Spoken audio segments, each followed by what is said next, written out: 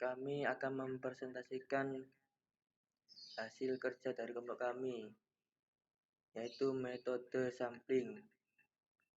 Sebelum itu, perkenalkan kelompok kami. Yang pertama, Hamdani Mubarok. Yang kedua, Haniful Hairi. Yang ketiga, Muhammad Nurholis. Pengertian sampling, proses dan cara mengambil sampel atau contoh untuk menduga keadaan suatu populasi. Populasi ialah kumpulan atau keseluruhan anggota dari objek penelitian dan memenuhi kriteria tertentu yang telah ditetapkan dalam penelitian. Terdapat alasan pentingnya pengambilan sampel ialah sebagai berikut. 1. Keterbatasan waktu, tenaga, dan biaya. 2. Lebih cepat dan lebih mudah. 3. Memberikan informasi yang lebih banyak. 4. Dapat ditangani lebih teliti. 5. Sampel juga sebagai populasi. Next.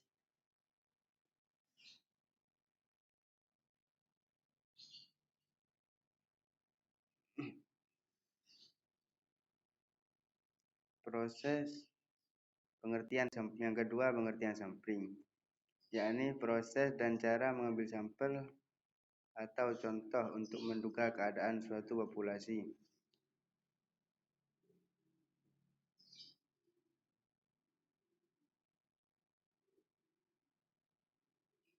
Yang kedua, penentuan sampel. Penentuan sampel pada hakikatnya ialah untuk memperkecil kesalahan generalisasi dari sampel ke populasi. Hal ini dapat dicapai apabila diperoleh sampel yang representatif. Terdapat dua faktor yang harus dipertimbangkan untuk menentukan besarnya sampel yang harus diambil, sehingga dapat diperoleh gambaran yang representatif dari populasinya. Yang pertama, tingkat keseragaman dari populasi. Yang kedua, tingkat presisi yang dikehendaki dalam penelitian. Yang ketiga, rencana analisis yang dikaitkan dengan kebutuhan untuk analisis. Yang keempat, teknik penentuan sampel yang digunakan.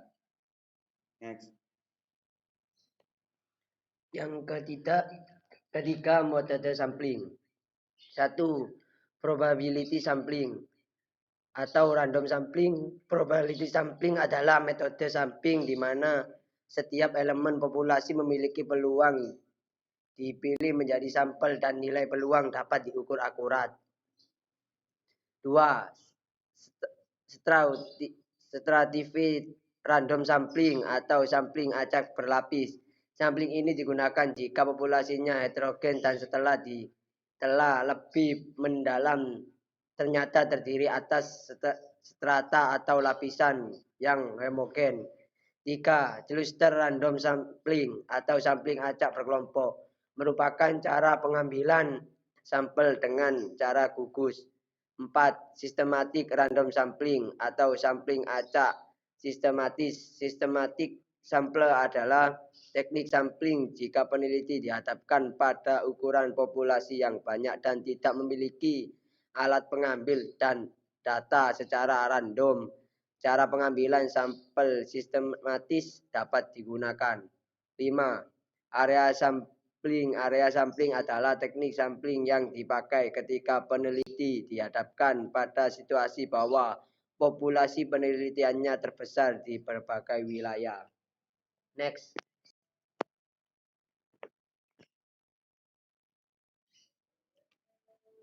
Hal-hal yang perlu diperhatikan dalam pengambilan sampel. 1. Derajat keseragaman, degree of homogeneity dari populasi. 2.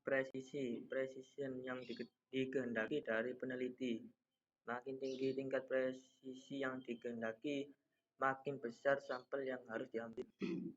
3. Rencana analisa. Ada kalanya besarnya sampel sudah mencukupi sesuai dengan presisi yang dikehendaki.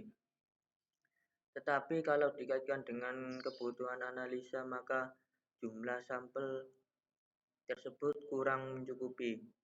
4. Tenaga, biaya, dan waktu.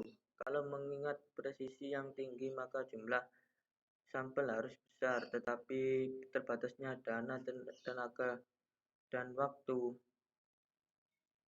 maka tidak mungkin untuk mengambil sampel yang besar, dan ini berarti presisi akan menurun. Terima kasih, sekian dari kelompok kami. Bila ada kata atau tutur kata yang kurang berkenan, kami mohon maaf sebesar-besarnya. Sekian, wassalamualaikum warahmatullahi wabarakatuh.